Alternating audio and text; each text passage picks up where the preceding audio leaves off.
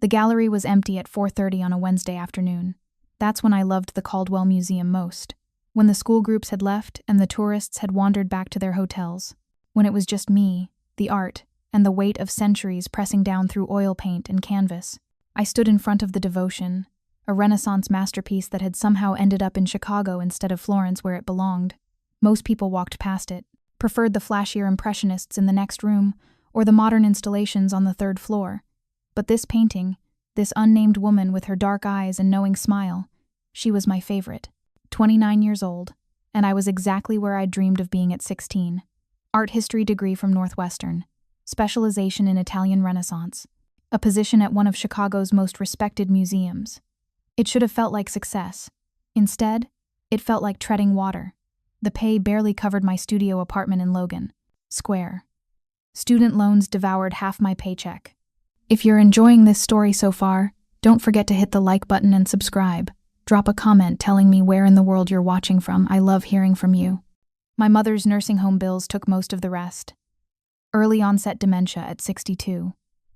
Cruel and expensive, and utterly devastating. But I had this. These quiet afternoons when I could stand in front of masterpieces and remember why I'd chosen this life. When I could lose myself in brushstrokes and color theory and the mystery of art that survives centuries. The click of expensive shoes on marble pulled me from my thoughts. I turned, already composing my standard greeting. Welcome to the Caldwell. May I help you find something? 3 men entered the Renaissance gallery. 2 in dark suits, flanking a third, who made the entire room feel smaller just by existing. He was maybe 35, tall and broad-shouldered, moving with the kind of controlled power that suggested physical capability held carefully in check. Black hair swept back from a face that belonged in a different century. Strong features, olive skin, eyes so dark they looked black from across the room. Those eyes swept the gallery with practiced efficiency, cataloging exits, sightlines, potential threats. Then they landed on the Devotion. He stopped walking, went completely still in a way that made my breath catch. The 2 men with him exchanged glances but said nothing. Security, I realized. Or bodyguards, the kind of people who knew when to be silent. The man approached the painting slowly, each step deliberate. When he was close enough to see the brushwork, he stopped again. His hands clenched at his sides. I should have left him alone. Museum protocol said to give visitors space unless they asked for help. But something about his expression, the raw grief barely contained beneath controlled features, made me move closer. It's called The Devotion, I said quietly. Painted around 1550 by an unknown artist from the Tuscan school, probably a student of Bronzino based on the technique and color palette. He didn't acknowledge me, just stared at the painting like it had wounded him. The subject is unknown, I continued, but scholars believe she was a noble woman, someone important enough to commission a portrait this detailed. You can see the care in every brushstroke, the way the artist captured not just her appearance, but her essence, her intelligence, her strength. His jaw tightened. She was painted for love. I blinked. What? This painting. His voice was low, rough, with the faintest trace of an accent I couldn't quite place. It wasn't commissioned by the woman. It was painted for her by someone who loved her desperately. You can see it in the details. The way her hand rests over her heart. The angle of her head, turned slightly as if listening to someone speak. The small smile that suggests she's hearing something that pleases her. I looked at the painting with fresh eyes. He was right. I'd studied this piece for years and never noticed those details. Never connected them into that particular narrative. How do you know that? I asked. He finally looked at me. Up close, his eyes weren't black but dark brown with flecks of gold. Exhausted eyes, grief-worn eyes, the eyes of someone who'd seen too much, because that painting was made for my family. His voice went quiet, and I'm the only one left who knows the story behind it. The museum archives say it was acquired from a private collection in Italy in 1987. I pulled up the information automatically. Years of giving tours. No mention of the original owners beyond that it passed through several families over the centuries. My family kept that painting for 400 years. He moved closer to the canvas, careful not to cross the protective barrier. It was commissioned by Lorenzo Marchetti in 1552. He was a minor noble, not important enough for history books, but he loved a woman named Caterina who was promised to someone else. I felt the pull of the story. The way good art always pulled you in, made you want to know more. He couldn't have her. Lorenzo. the man continued. Political arrangements, family obligations, all the things that mattered more than love in the 16th century.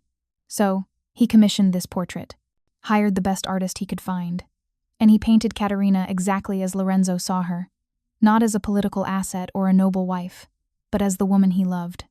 What happened to them? I asked. Caterina married the man her family chose, bore him 3 children, died in childbirth at 34. The painting stayed in Lorenzo's possession until his death. Then it passed to his brother, who passed it to his son, and so on through the generations. He was quiet for a moment. My grandmother was the last of that line, the last Marchetti.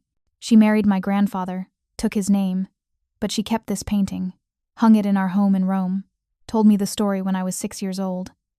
His hand reached toward the canvas, stopped inches away. She said, "Love is worth preserving, Dante, even when you can't have it, especially then. Dante." The name fit him somehow. Old world, classical. "I'm sorry for your loss," I said quietly. "Your grandmother must have meant a great deal to you. She was everything." His voice cracked slightly. "She raised me when my parents couldn't. Taught me about art and history and the importance of remembering where you came from. She died 6 months ago. I didn't know what to say. Grief was complicated, personal, but I understood it. Watched my mother disappear piece by piece into dementia. Mourned her while she was still breathing. The painting was sold after her death." Dante turned away from the canvas finally. Estate liquidation. I was in prison, or I would have stopped it. Couldn't afford to buy it back by the time I was released. He paused. "I've been searching for it for 2 years, checking every major museum in Europe and North America. And you found it here. In Chicago. In Chicago." He almost smiled. My grandmother would find that funny. She always said America had no respect for history. That we preserved things better in Europe. He looked around the gallery. "I suppose she was wrong about that. The Caldwell takes excellent care of its collection," I said. "The devotion is climate-controlled, regularly inspected. It'll be here for future generations to study and appreciate, but not for me to have, not to keep in my family where it belongs." There was no bitterness in his voice, just acceptance, resignation, the tone of someone used to loss. "I'm Isabella Russo," I said, extending my hand. "I'm the Renaissance specialist here. If you'd like, I could show you our other Italian pieces. We have a small Caravaggio in the Baroque room, some beautiful Venetian glass." His hand enveloped mine, warm, calloused, not what I expected from someone in an expensive suit. Dante Carbone. His grip was firm but gentle. "Thank you for the offer, but I think I need to sit with this one for a while. If that's acceptable?" "Of course. Take all the time you need. The museum closes at 6. He nodded once, dismissed me politely but clearly, his attention already returning to the painting. I moved away, giving him privacy, pretended to check my phone while actually watching him from across the gallery. Dante Carbone stood perfectly still in front of the devotion for 45 minutes. Never moved, never pulled out a phone, just looked at a painting his family had owned for 4 centuries. A painting that had survived wars and revolutions and the simple passage of time. A painting that held a story about love that couldn't be had but was preserved anyway. When he finally left, walking past me with a nod but no words, the gallery felt emptier than before, colder somehow. I approached the devotion again, looked at Caterina's knowing smile with new understanding. She'd been loved desperately by someone who couldn't have her, and that love had been captured by an unknown artist, and had survived 500 years. Dante Carbone had been in prison, had searched for 2 years to find his family's painting, moved through the world with bodyguards and controlled power that suggested violence held carefully in check. I should have been wary, should have recognized the danger signals. Instead, all I felt was curiosity and unexpected connection. We were both people who understood loss, who valued preservation, who stood in front of art and saw stories instead of just paint. My phone buzzed. Text from the nursing home. "Your mother had a good day today. Recognized the nurses. Asked about you. Relief and heartbreak mixed together. Good days were becoming rare. Soon there would be no more good days. Just the slow fade into nothing." I looked at the devotion one more time. Caterina stared back with her enigmatic smile.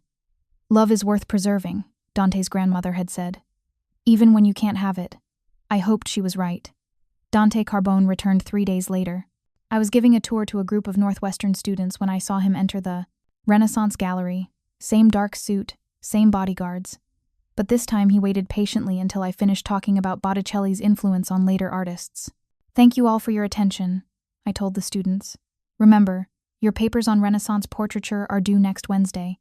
Office hours are Tuesdays and Thursdays if you need help." The students dispersed. Dante approached slowly. "I hope I'm not interrupting," he said. "Not at all." I tucked my tablet under my arm. "Come back to see the devotion?" "Yes. And to apologize for being abrupt last time." He paused. I wasn't prepared for how it would feel. Seeing it again, knowing I can't take it home. "You don't need to apologize. Grief is complicated. I get that. Your mother." His voice was gentle. "The nursing home. I saw the text when you checked your phone. I'm sorry." Heat crept up my neck. I shouldn't have been checking personal messages during work hours. "It's fine. Just one of those things." "It's not fine. And it's not just one of those things. Watching someone you love disappear is torture." He met my eyes directly. "My grandmother had Alzheimer's for the last 3 years of her life. By the end, she didn't know who I was. Called me Lorenzo sometimes. Thought I was coming to take her to see the painting. I'm sorry." The words felt inadequate. They always did. "Me too." He was quiet for a moment. "Would you tell me about your mother? If you're comfortable sharing?" I should have declined. Should have maintained professional boundaries. Instead, I found myself talking about Mom's diagnosis at 62, about how quickly she declined, about the financial burden of quality memory care, about the guilt of putting her in a home and the relief of knowing she was safe there. Dante listened without interrupting, never offered platitudes or tried to fix anything, just listened with the full attention of someone who understood. When I finished, feeling raw and exposed, he pulled out a business card. "I run a foundation that helps families dealing with memory care costs. We focus on early onset cases that health insurance won't fully cover." His eyes were kind. "I'd like to help, if you'll let me." I stared at the card. Heavy stock, simple design, Carbone Family Foundation, a phone number, nothing more. "I can't accept charity," I said quietly. "It's not charity. It's what my grandmother would have wanted. She always said that money should be used to ease suffering, to help people preserve what they love, while they still can." He pressed the card into my hand. "Call them. Tell them I sent you. They'll help with the nursing home costs." "Why would you do this? You don't know me." "Because you love art the way my grandmother did. Because you understand that preservation matters. Because you're drowning financially to take care of someone you love, and I have resources I don't need." His voice was firm. "Let me help." I looked at the card, then at him. This man who'd been in prison, who moved with bodyguards, who'd just offered to pay for my mother's care without asking for anything in return. "I don't understand," I said. "You don't have to. Not yet. Just call the foundation." A group of tourists entered the gallery, their chatter breaking the moment. Dante stepped back smoothly. "I need to go, but I'd like to come back, to see the painting again, to talk with you about it." He paused. "If that's acceptable.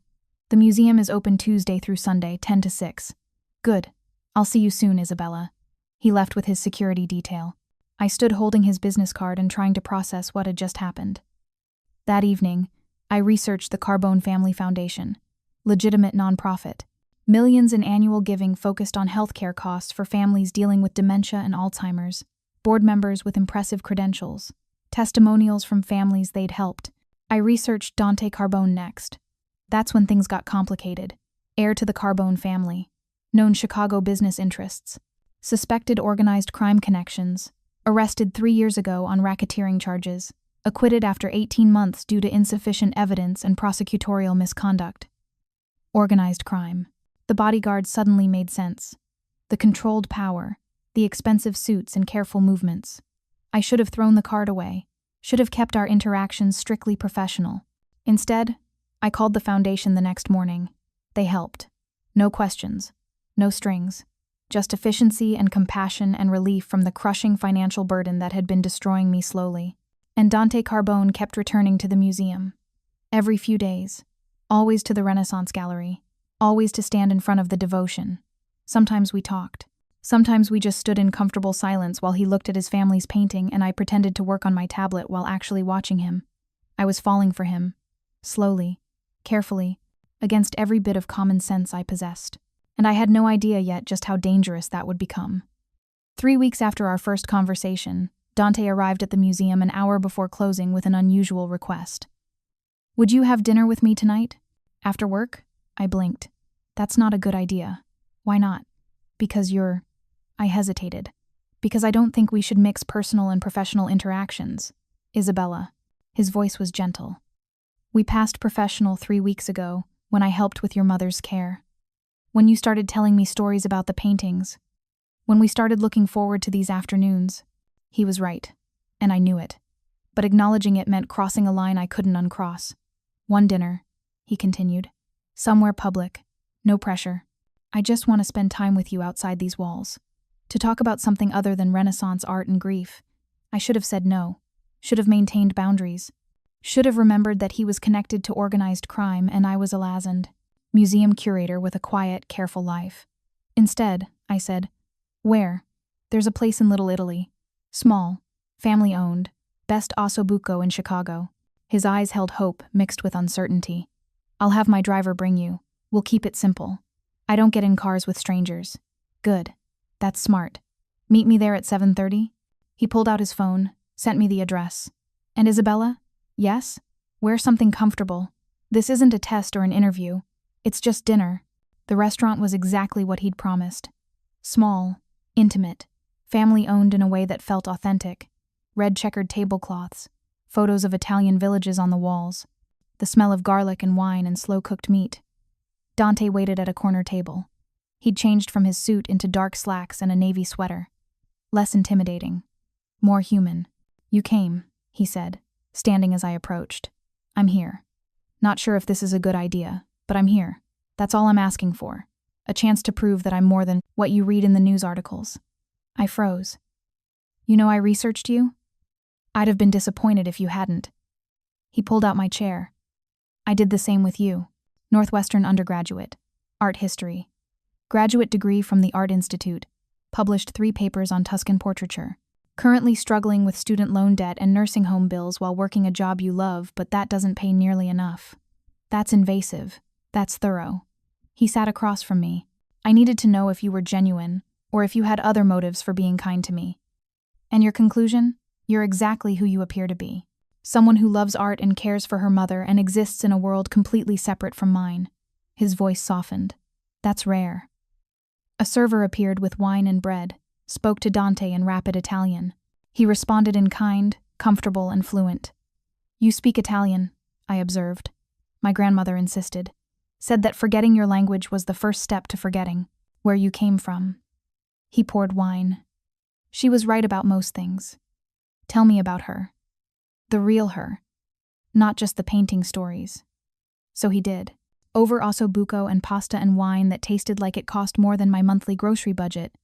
Dante talked about his grandmother, about growing up in her house in Rome because his parents were too volatile to raise him safely, about learning to cook in her kitchen, about long afternoons in her garden while she taught him about art and history and the importance of remembering. "She sounds remarkable," I said when he finished. "She was." He refilled my wine glass. "She also would have liked you." "How do you know?" "Because you care about preservation, about keeping stories alive. That mattered to her more than anything." He paused. "She spent her whole life protecting the Marchetti legacy, making sure Lorenzo and Caterina's stories survived even when the world forgot them." "Is that why you searched for the painting? To honor her?" "Partly. Mostly because losing it felt like losing her all over again." His hand tightened on his wine glass. "My family has lost so much. People, property, respect. That painting was one of the few things that connected me to something older than violence and crime. To a history that wasn't about what we'd done wrong, but about what we'd preserved. What happened to your parents?" "Dead. My father was killed when I was 8. My mother drank herself to death before I turned 12. His voice was flat. "My grandmother raised me alone, made me promise I'd be better than the legacy I inherited. And are you? Better? I'm trying. That's the best I can offer." We talked for 3 hours. About art and family and the weight of expectations. About the gap between who you were and who you wanted to be. About loss and preservation and the difficulty of honoring the past while building a future. When Dante walked me to my car, the night had turned cold. Chicago in November promising snow. "Thank you for dinner," I said. "For the conversation. Thank you for giving me a chance." He stood close enough that I could feel his warmth. Most people wouldn't. If you're hooked on this story, make sure to subscribe and turn on notifications so you never miss an upload. Your support means everything and helps me bring you more emotional stories like this one. Once they know who I am, what I'm connected to, they run. Maybe I'm not most people. No, you're definitely not. His hand reached up, stopped just short of touching my face. May I see you again? Not at the museum. Somewhere neutral where we can keep learning about each other? I hesitated. Every rational part of my brain screamed warnings. But my heart, my lonely, grief-worn heart, wanted this. Wanted him. Wanted the possibility of connection with someone who understood loss. Yes, I heard myself say. I'd like that. He smiled, genuinely smiled, and for a moment, he looked younger, less burdened, almost happy. I'll call you tomorrow. We'll figure out when. He waited until I was safely in my car with the doors locked before walking away.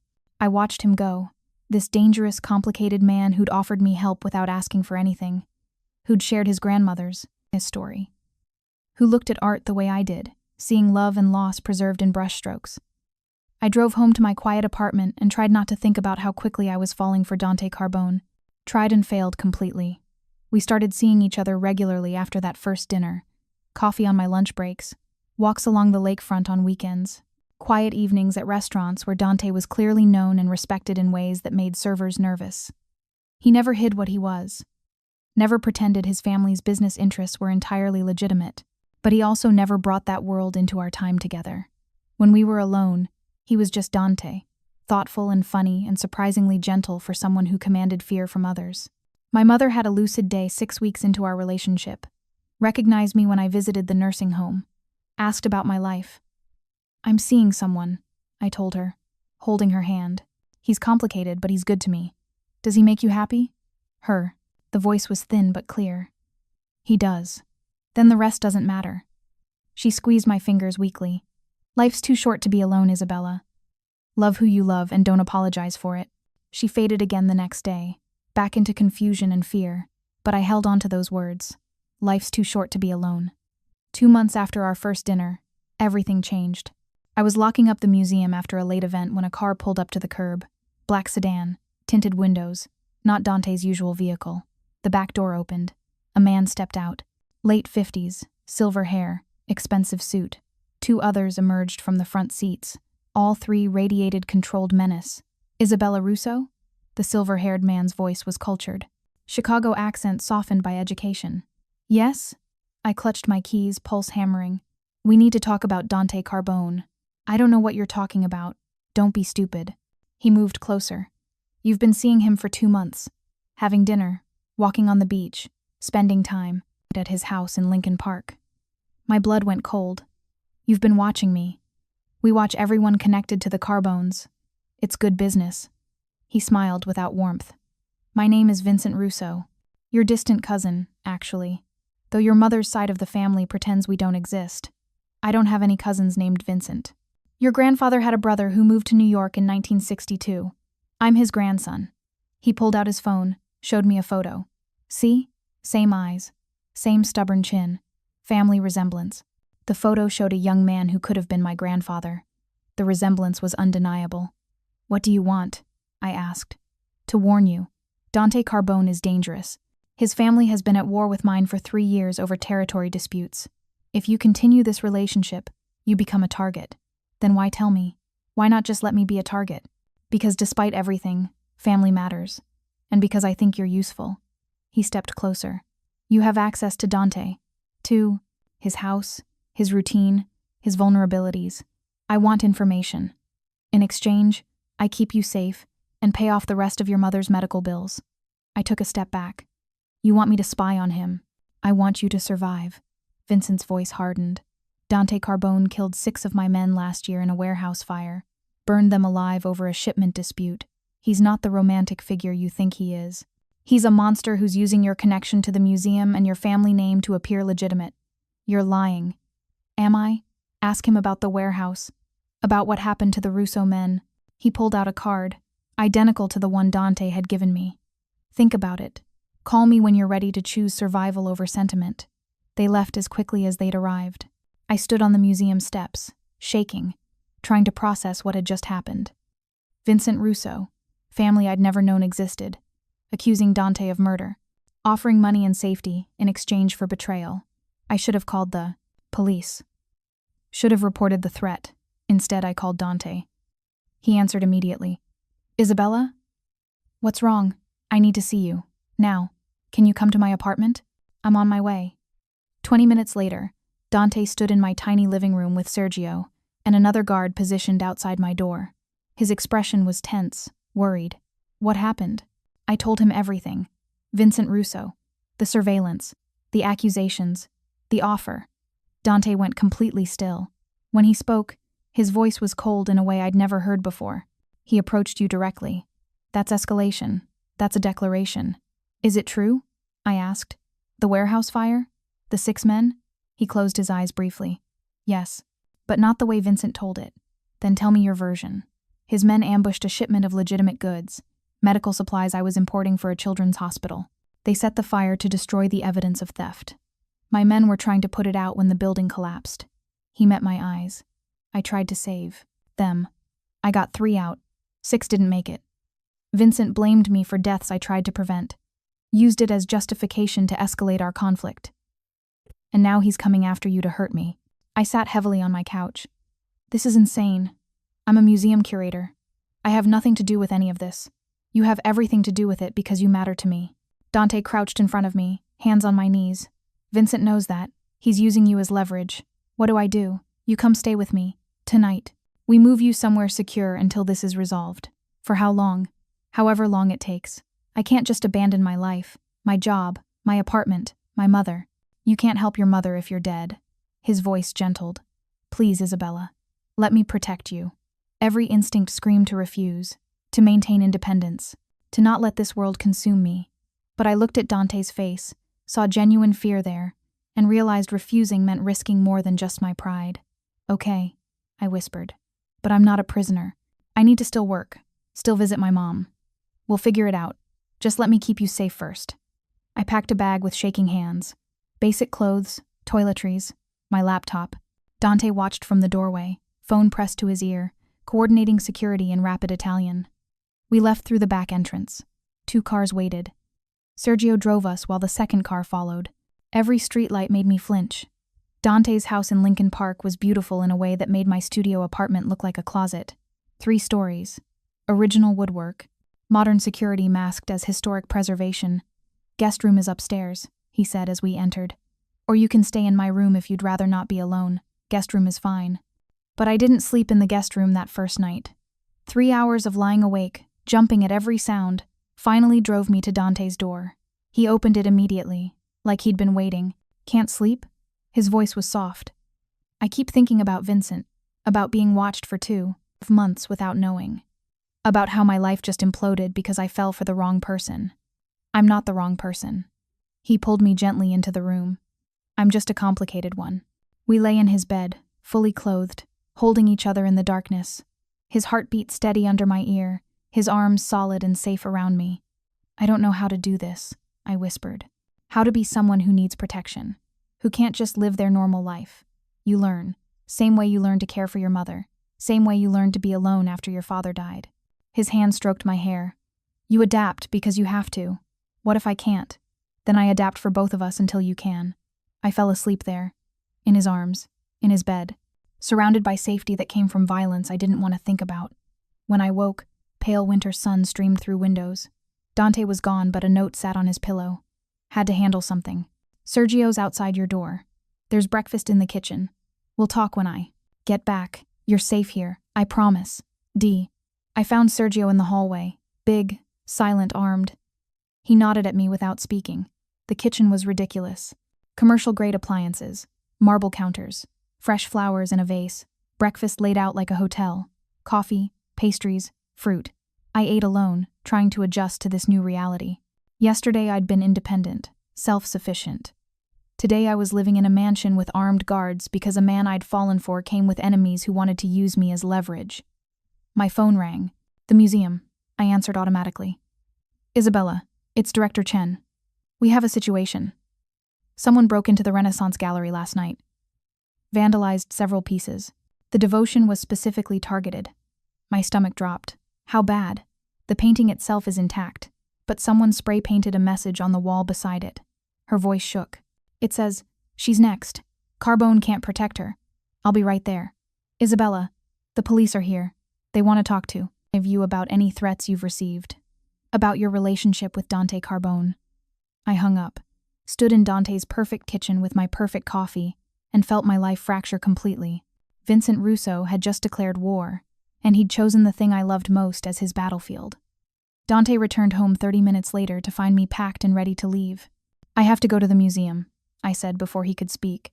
"Someone vandalized the devotion, left a message about me. I know.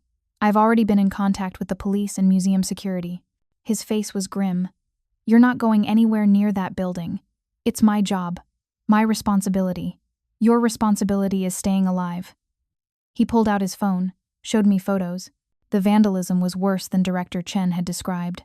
Red paint splattered across the wall in violent strokes, the message large and threatening. "She's next. Carbone can't protect her. Give us what we want." "What do they want?" I whispered. "Me dead or in prison. Vincent wants my territory, my connections, my legitimacy. He sees me transitioning into legitimate business and wants to destroy that before I succeed." His jaw tightened. "You're just collateral damage to him. So what do I do? Hide here forever? Give up everything I've worked for? You survive. That's the priority right now. That's not a life. That's existence. It's temporary." Dante moved closer. "I'm working on ending this. Vincent overplayed his hand by targeting you directly, by vandalizing a public museum. He's exposed himself in ways that give me leverage." "What kind of leverage?" "The kind that ends wars. Trust me. Please." But I couldn't just trust. Couldn't just wait passively while my life burned down around me. So I made a decision that would change everything. "I'm calling Vincent," I said. "I'm going to meet with him." "Absolutely not. He wants information about you, about your routine, your business. I'll give him something, false information that you control. Use me as the bait to trap him." Dante went pale. "No. I won't put you in that position. I'm already in it. At least this way I have some control." I held his gaze. "Let me help end this instead of just being a victim. Isabella, I'm not asking permission. I'm telling you what I'm going to do. You can help me do it safely or I'll do it alone." He stared at me for a long moment. Then he pulled me into his arms, held tight. "You're terrifying," he said into my hair. "Absolutely terrifying. I learned from the best." The meeting with Vincent Russo was arranged for the next afternoon. Neutral location. A restaurant in the Loop. Public enough to be safe. Private enough for conversation. Dante spent hours preparing me. What to say. What not to reveal. How to read Vincent's reactions. Sergio fitted me with a wire. Tiny microphone hidden in my necklace. Recording everything. "You don't have to do this," Dante said for the 10th time as we drove to the restaurant. "We can find another way. This is the faster way." I squeezed his hand. "I can do this. I know you can. That's what scares me." Vincent waited at a back table. Same expensive suit, same cold smile. But his eyes lit with satisfaction when I sat down across from him. "Isabella, I'm glad you came to your senses. I came to hear your offer properly. Not a threat delivered on a dark street. Fair enough." He poured wine like we were old friends. "Here's what I'm proposing. You provide information about Dante's business operations, his shipment schedules, his meeting locations. In exchange, I pay off your mother's medical bills completely and ensure your safety. And if I refuse, then I destroy you systematically. Your job, your reputation, your mother's care." He sipped wine calmly. "I can make your life very difficult, Isabella. Or I can make it very easy. Your choice. What happens to Dante? If I give you this information, that's not your concern. It is if you're asking me to help you kill him." Vincent's expression hardened. "Dante Carbone is a criminal. A murderer.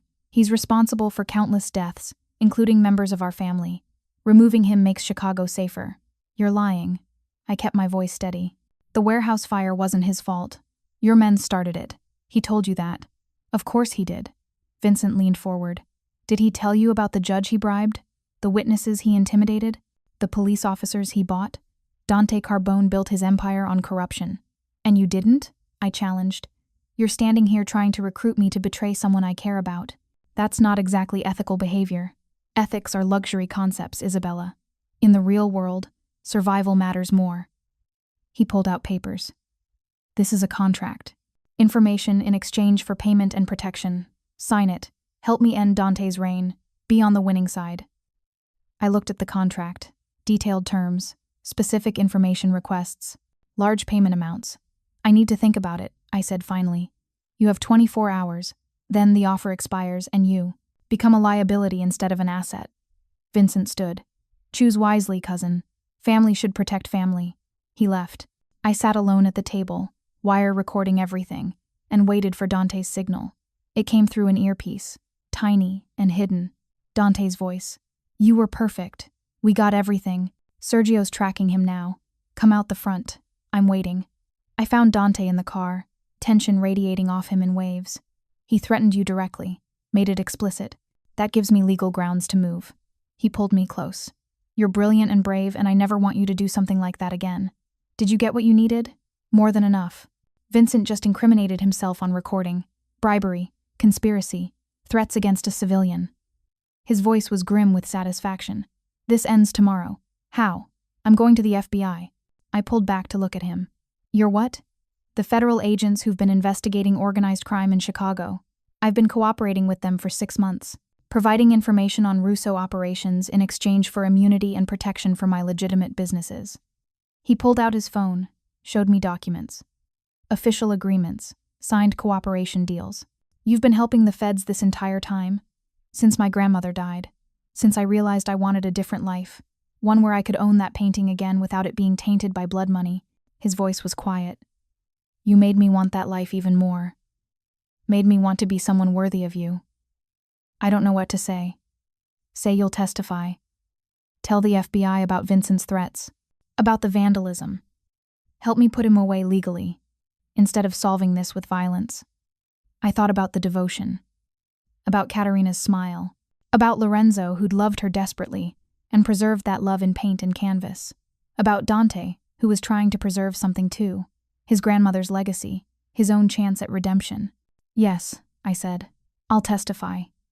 He kissed me then. Deep and desperate. And full of relief. When we broke apart, his eyes were bright. Thank you for giving me a chance to be better. The FBI raid on Russo operations happened 3 days later, coordinated across multiple locations. Dozens of arrests, including Vincent himself. I gave my statement to federal agents, played the recording from the restaurant, described the threats, the vandalism, the surveillance. Vincent Russo was charged with racketeering, conspiracy, intimidation of a witness, and a dozen other counts.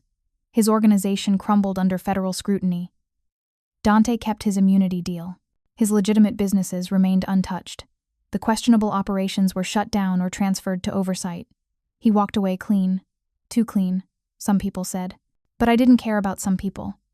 I cared that the museum reopened the Renaissance Gallery with enhanced security. That, the devotion, was restored to its rightful place. That I could return to work without armed guards or fear. A month after Vincent's arrest, Dante found me in the gallery after hours. I'd stayed late to catalog new acquisitions. Lost track of time the way I always did. I have something for you, he said. He handed me a folder. Inside, legal documents, complex language about estate transfers and donations. I don't understand. I'm donating the devotion to the museum, permanently, in my grandmother's name. His voice was soft. She would have wanted it here, where people like you can study it, appreciate it, keep Lorenzo and Caterina's story alive. Tears blurred my vision. Dante, this is worth millions. It's worth more than that. It's my family's history, and I'm trusting you to preserve it. He cupped my face gently, the way my grandmother would have trusted you. I'll take care of it. I promise. I know you will. That's why I'm giving it to you. He paused. There's something else in the folder. I flipped past the donation papers, found a key on a ring. What's this? Key to my house. I want you to move in. Not because you need protection anymore, but because I want to wake up with you every morning. Because I love you, and I'm tired of pretending I don't. My breath caught. You love me? Desperately. The way Lorenzo loved Caterina. The way my grandfather loved my grandmother. His thumb brushed my cheekbone. The way I'll love you for the rest of my life if you'll let me. I kissed him there in front of the devotion. In front of Caterina's knowing smile and the love preserved in brushstrokes. Yes, I whispered against his lips. Yes, to all of it. Outside the museum, Chicago glittered with evening lights. Inside, we held each other in front of a painting that had survived 500 years. Love is worth preserving, Dante's grandmother had said. Even when you can't have it, especially then. But sometimes, if you were very lucky, you got to have it and preserve it. Got to build a life around love, instead of just remembering it. I was one of the lucky ones, and I planned to spend the rest of my life honoring that gift. I moved into Dante's house on a cold December morning, 6 months after our first meeting, 4 months after Vincent Russo's arrest, 2 months after I'd stopped looking over my shoulder every time I left the museum. The house felt different as a home instead of a safe house. Warmer, more lived in. Dante had cleared closet space for my clothes, made room on bookshelves for my art history collection, hung photos of us together on walls that had previously held only abstract paintings. My mother met him during one of her rare, lucid moments. She was having lunch in the nursing home common room when we arrived. Her eyes cleared when she saw me. "Isabella, you brought someone." "Mom, this is Dante." I squeezed his hand nervously. "He's important to me." Dante crouched beside her wheelchair, took her hand gently. "Mrs. Russo, it's an honor to meet you. Isabella talks about you constantly, does she?" My mother studied him with surprising sharpness. "You're the one who helped with the bills, the foundation." "Yes, ma'am." "Why?" "Because your daughter loves you, and people who love that deeply deserve support." His voice was sincere. "My grandmother had Alzheimer's. I know what it costs, emotionally and financially." My mother was quiet for a moment. Then she smiled. "Take care of her. She pretends to be strong, but she breaks easily when people leave." "I won't leave." Dante met her eyes. "I promise you that." She faded again after lunch, but she'd given her blessing, in her own way, with her limited time. I cried in the car on the way home. Dante held my hand silently. Let me grieve. Understood that even good visits hurt when you knew they'd become rarer, and then stop completely. Life settled into new rhythms. Work at the museum. Evenings with Dante cooking elaborate Italian meals. Weekends visiting my mother or exploring Chicago's art scene. It felt almost normal. Almost. The first crack appeared 3 months after I moved in. I was preparing for a major exhibition on Italian Renaissance art. The devotion would be the centerpiece. My chance to share Lorenzo and Caterina's story with a wider audience. Dante had been distant for weeks, taking calls in other rooms, coming home late, the tension in his shoulders suggesting problems he wasn't sharing. "What's going on?" I asked finally over dinner. "You've been different. Work complications. Nothing you need to worry about. Don't do that. Don't shut me out." He set down his fork. "Vincent's attorney is fighting the charges, claiming the evidence was obtained illegally, that my cooperation with the FBI invalidates the case. Will it work? I don't know. The trial is in 2 months. If Vincent walks, everything starts again." My stomach tightened. "He'll come after me. He'll come after both of us." Dante's voice was flat. "Which is why I need you to consider leaving Chicago for a while, just until this is resolved." "No, Isabella." I said no. "I'm not running. I'm not abandoning my exhibition or my mother or my life, because Vincent might get released." I held his gaze. "We face this together or not at all. You don't understand what he's capable of." I watched him vandalize my museum, threaten my life. "I understand perfectly." My voice hardened. "What I don't understand is why you're trying to protect me by pushing me away, instead of letting me stand with you. Because I love you too much to watch him hurt you. Then love me enough to trust me to make my own choices." We stared at each other across the dinner table, the food growing cold between us. Finally, Dante nodded slowly. "Okay, but we do this smart. Security at the museum increases. You don't go anywhere alone. And you promise me if things escalate, you'll listen when I say it's time to leave." "I promise." But I didn't understand yet what escalation would look like, how quickly safety could shatter. The exhibition opened to critical acclaim. Reviews praised my curation, my storytelling, the way I'd connected Renaissance themes of love and loss to contemporary experience. The devotion drew crowds. People stood in front of it for long minutes, reading the placard I'd written about Lorenzo and Caterina, about love preserved across centuries. Dante attended the opening night gala, proud and supportive. He'd donated significantly to the museum, funded educational programs, became a patron in legitimate, public ways. We were dancing when his phone buzzed. He checked it. His expression went cold. "What is it?" Vincent made bail. Judge ruled the evidence admissible but set bail at $5 million. He posted it an hour ago. The music continued around us. People laughed and drank champagne, celebrated art and culture and beauty, while my world tilted sideways. What do? We leave. Now. Through the back entrance. Sergio's bringing the car around. But the exhibition, my mother, can wait until you're safe. He was already moving, hand firm on my lower back, guiding me through the crowd with practiced ease. We made it to the back hallway, before everything went wrong. The emergency exit burst open. 3 men rushed in, Vincent Russo leading them. He looked different, thinner, harder. Prison had sharpened his edges into something dangerous. Going somewhere, cousin? His voice echoed in the empty corridor. Dante stepped in front of me. Whatever you want, Vincent, take it up with me. Leave her out of this. She was never out of this. Vincent pulled out a gun. The moment she chose you over family, she became part of it. I'm not part of your family. My voice shook but held steady. I'm nothing to you except leverage. You're a traitor. Just like your grandfather who ran away to avoid family obligations. Just like your mother who married outside the community. Vincent's eyes were cold. Your whole bloodline has been running from what we are. But you can't run anymore. The museum is full of people. Security, police. You won't get away with this. Watch me. He gestured to his men. They moved to flank us, blocking both exits. Dante's hand found mine behind his back. Squeezed once. A signal. Trust me. Vincent, you walk away now. You might survive this. Dante's voice was calm, controlled. You hurt her. There's nowhere on earth you'll be safe. Empty threats from a man who chose legitimacy over power. Vincent laughed. You went soft, Carbone. Started believing you could be something other than what you are. But we both know the truth. What truth? That men like us don't get redemption. We don't get happy endings with museum curators and suburban houses. We get blood and violence until someone puts us down. Maybe. But I'm going to die trying to be better. Dante's grip on my hand tightened. Can you say the same? Vincent raised the gun, aimed at Dante's chest. Everything happened in seconds. Sergio burst through the emergency exit behind Vincent, tackled one of the men. The gun went off. The bullet went wide, embedded in the wall inches from my head. Dante moved, fast and efficient. Years of violence compressed into economical motion. He disarmed Vincent with brutal precision, slammed him against the wall. More security flooded the hallway. Museum guards, Chicago police. The gala had included off-duty officers. They'd heard the gunshot. Vincent struggled, screamed threats and accusations, but he was subdued, cuffed, dragged away while his bail revocation was already being processed. Dante turned to me, hands shaking slightly. Are you hurt? I'm fine. But I wasn't fine. I was trembling, adrenaline crashing through me in waves.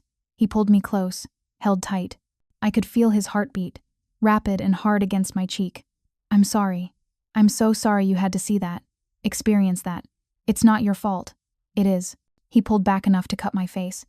This is the life I brought you into, the danger I exposed you to. Maybe Vincent was right. Maybe I don't get the happy ending. Stop.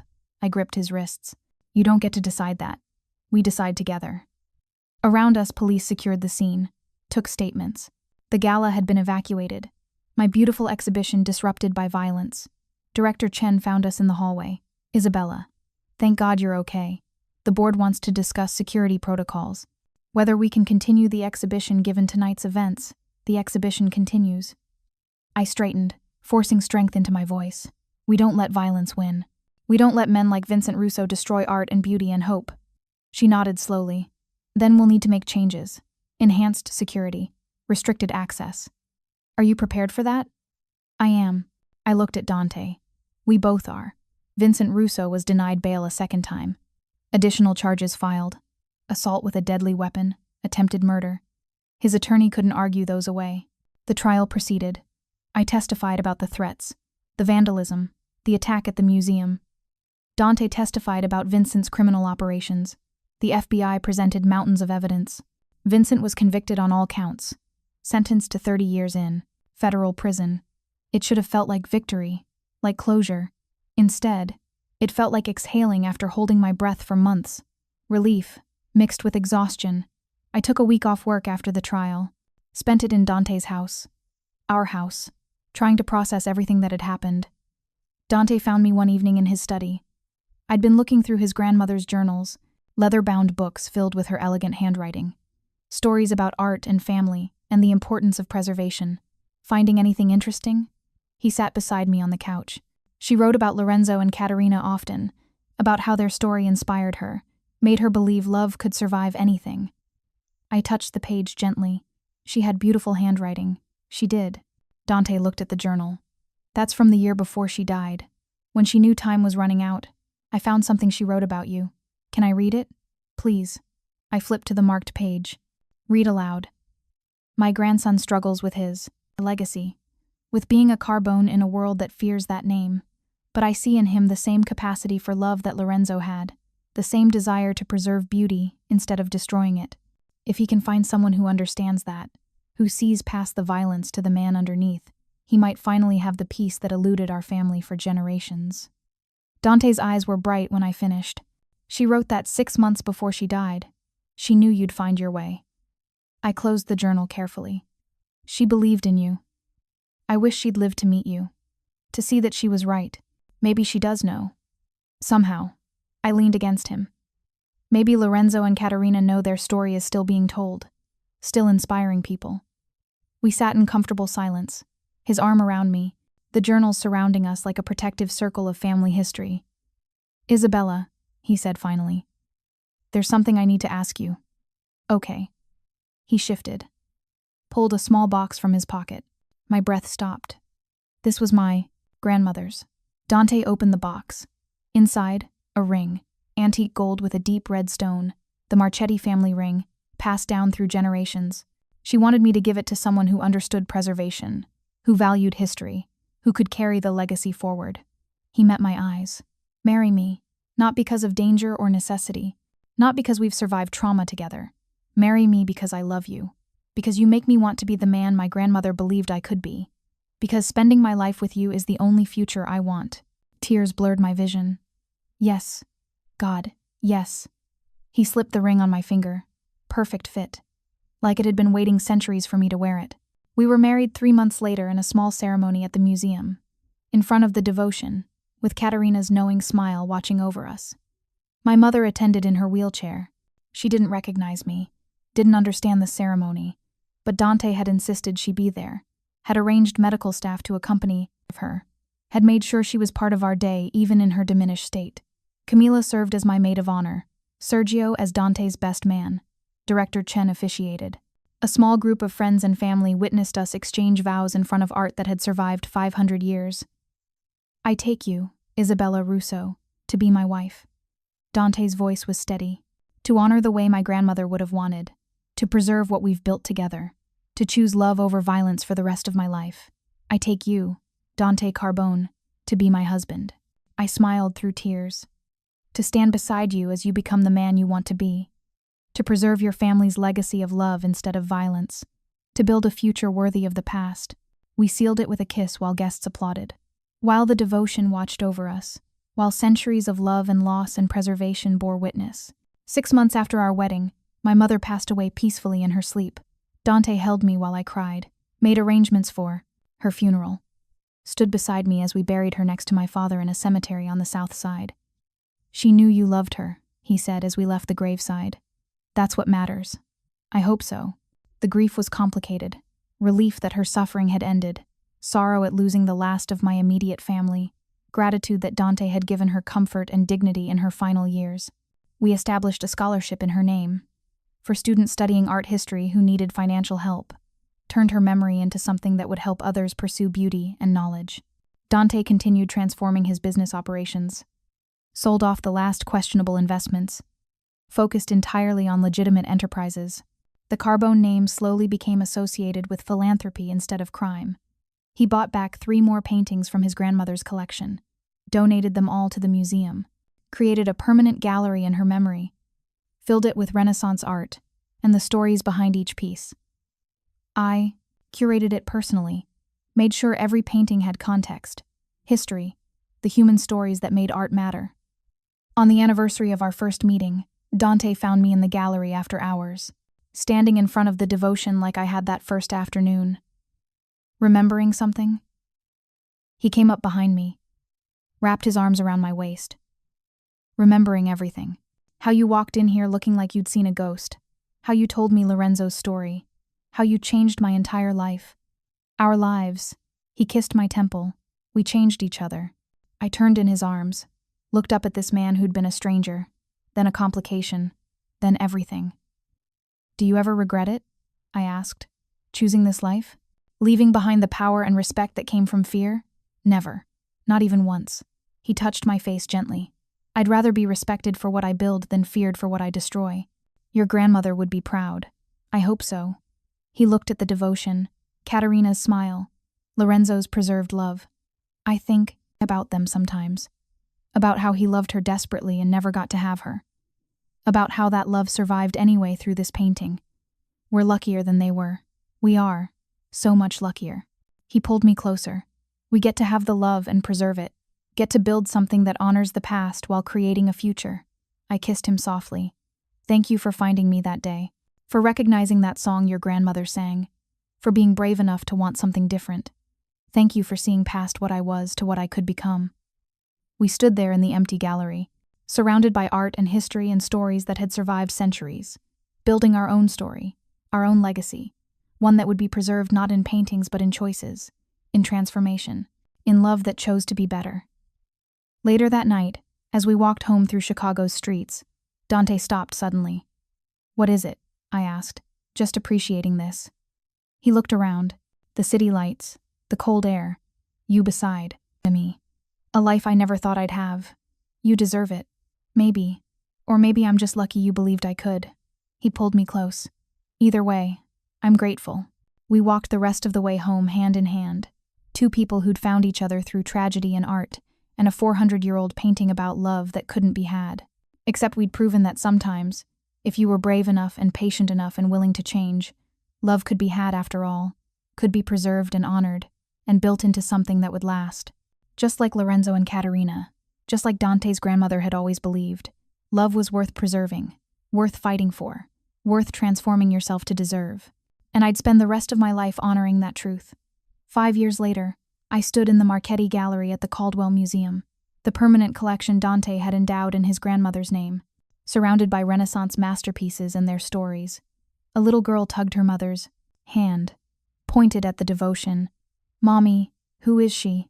That's Katerina, I said, crouching beside the girl.